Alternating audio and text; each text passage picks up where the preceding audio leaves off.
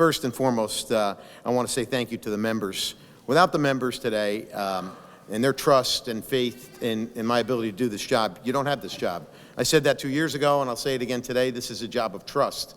And if the folks don't trust you, they're not going to give it to you. And I hope that I can continue to live up to that, as I've tried to over these past 2 years, to give my best judgment on each and every issue that you bring before me. I'd like to thank my father for holding the Bible. Appreciate everything that you do and being here today. 82 years old, still hanging in there. And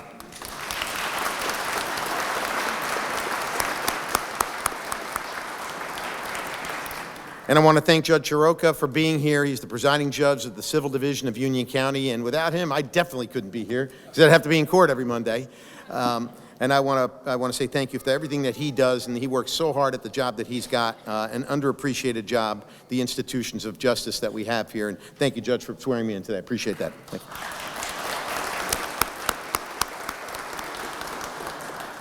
Finally, I want to talk about the institution. The institution of the Senate is something I hold dear to my heart. I've spent a long time down here. I've grown up down here like many others have. And it's made up of dynamic members. And we lost a quarter of them yesterday. And to some degree, it was a sad day for me and some of the others. But we've got another quarter coming in. And the new energy that these folks bring, and I can tell you, it feels like the cavalry's coming in, because we could use you in some ways. But we're also going to miss some really giants of the Senate. So I wish you all the best of luck in your new endeavors. Look forward to working with each and every one of you. I know that everybody in this chamber that I've dealt with over the years that I've been here are here for the right reasons. And that's why the Senate, in my opinion, is held in such high regard. It is a bipartisan body.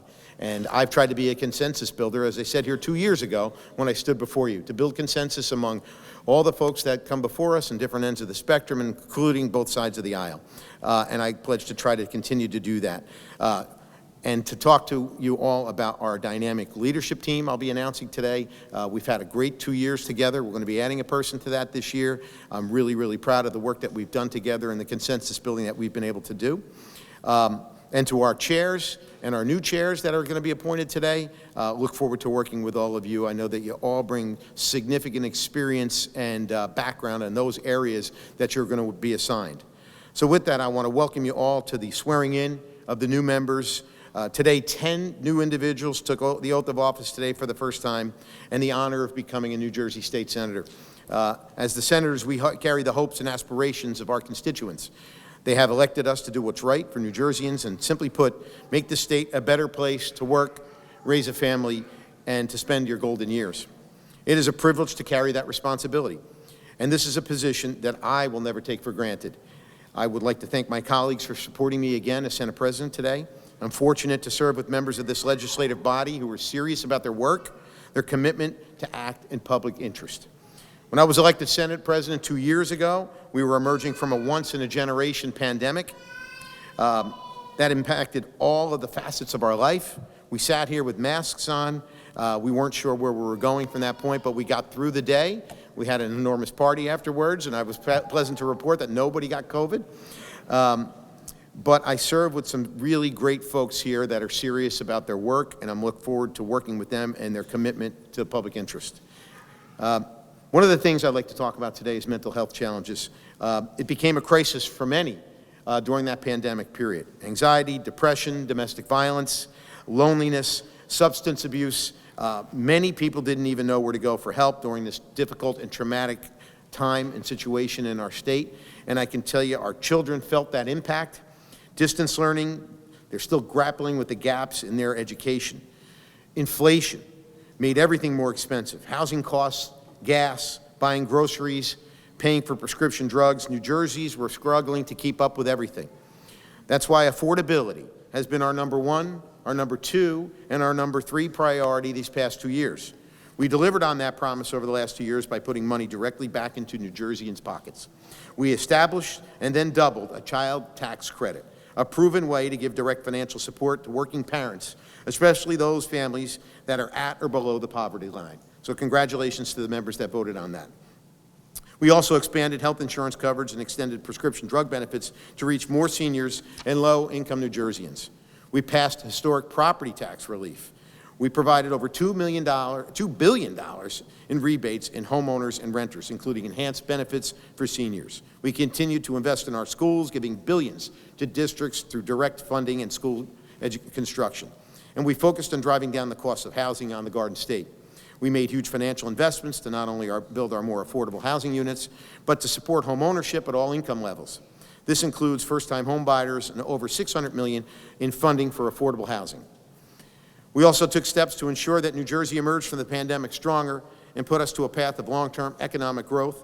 Knowing that our businesses grow and thrive, all our states continue to thrive. We allocated tens of millions of dollars to support our manufacturing efforts, to keep the New Jersey state making things with skilled labor and an advanced workforce. And we passed new tax credits for these programs to attract and keep key employees in New Jersey. We championed apprenticeship programs that provided opportunities for unskilled and give students a career pathway to high-wage positions, as well as funded the creation of a new school, which I'm particularly proud of, a partnership between Union County Vocational Technical Schools, Kean University, to increase the workforce pipeline in biotechnology and in mental health, in healthcare-related careers, and in the future. These are investments we need to make to the state, to our future, medicine, biotech, advanced manufacturing, and innovation to stay in New Jersey. But to keep up this momentum, we have to do more. One thing our economy needs, our employers need, students, senior citizens, and daily commuters need. It is reliable, affordable transportation and transportation infrastructure. Let me be clear. We need to keep New Jersey Transit moving so we can keep New Jerseyans working and being at work. Telecommunication is just one thing that we do, and it was one of the greatest things that came out of the pandemic, is the ability to work from home. But working from home every day doesn't really work. It hurts our downtowns, it hurts our economies, and it contributes to some of those problems that we had during the pandemic. Getting people back to work is one of the things we want to do. Thanks.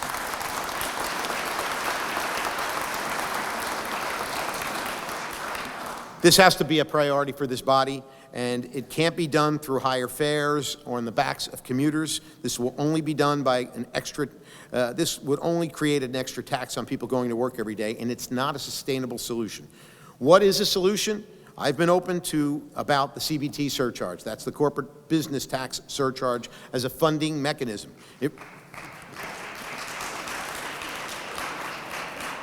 It does require our biggest and largest corporations to pay for an efficient, reliable transportation systems that gets their employees to work safely and on time. Without that, we don't have an economy.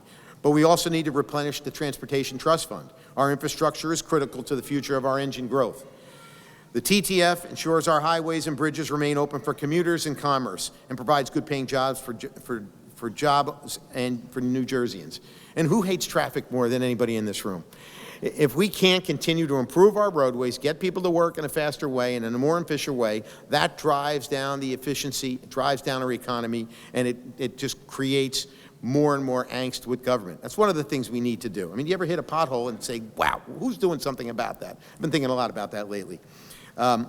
We have the chance to advance new affordable sources of energy right here in New Jersey. Although our focus has been on solar and wind, we cannot ignore other major opportunities in hydrogen, in nuclear, and in biofuels. These industries and technology have the potential to develop thousands of jobs and make our state a leader in these fields. I believe that we need to look at all of these different energy sources to bring us into the 21st century to ensure that our economy stays strong, but we don't lose sight of the clean energy that we need to produce. I'm proud to sit. Thanks. You can cheer for that. That's a good one. I'm proud to say that New Jersey has been a proud pro-worker, pro-choice, pro-consumer, and pro-family state. New Jersey will continue to be a national leader in the protection of women's rights to choose.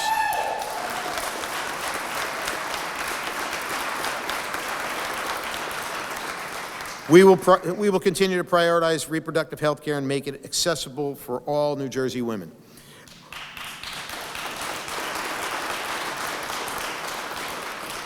We will continue to advance public safety measures. I'm proud to work with the work that we've done on bail reform, combating auto theft, and passing strong gun sense solutions. In fact, we passed one of the toughest handgun carry laws in the nation. I joined with the Speaker in a lawsuit to defend an attack from the NRA against our gun laws. I want to thank Eddie Kaloji for his hard work on that. I believe that we should keep this fight from keeping guns out of places that we know they shouldn't be.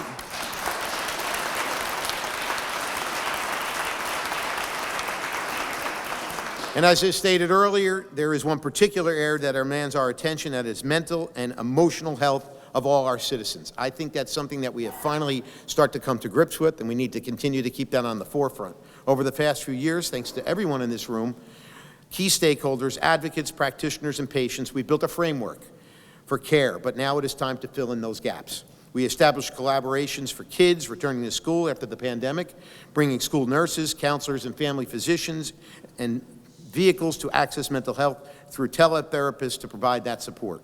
Using this model, we created a similar collaborative in primary care settings for adults suffering with mental health or substance abuse issues.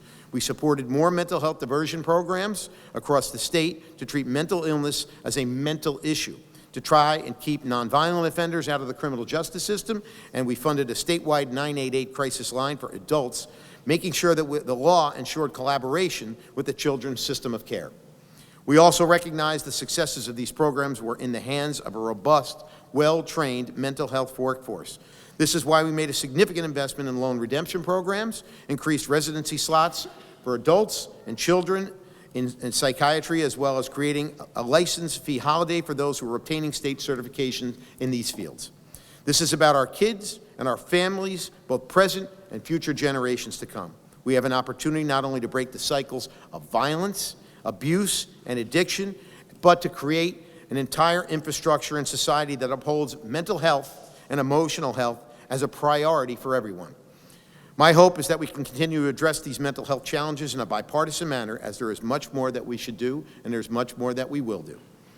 Over the course of 2 years, we have managed the state's finances efficiently and responsibly and prudently. We made stringent investments to address the needs of the people of New Jersey to promote economic growth and expand economic opportunities. At the same time, we prepared for uncertainties in our economy. We made full pension payments over multiple years. We placed a record $8 billion in our surplus, and we created a $2 billion debt defeasance plan to help to continue to avoid future debt in the state. The credit agencies have welcomed the actions of this legislature. Over the past 2 years, New Jersey's credit ratings have been upgraded a total of 7 times. I want to congratulate the Assembly members and the Senate members that were here before for that work. Congratulations on that. That should not be missed. We've made good progress, and right now we must keep fighting for those who need our help and protect our way of life here in the Garden State. I want to express my gratitude for each of the members that voted for me today, your unwavering dedication to the service of the state. Let us continue to work together, inspired by the progress that we have achieved as we chart a new course to an even brighter and more prosperous future for the state of New Jersey. I wish you all well in your new endeavors. Thank you for the opportunity. Good luck with all of that. Congratulations.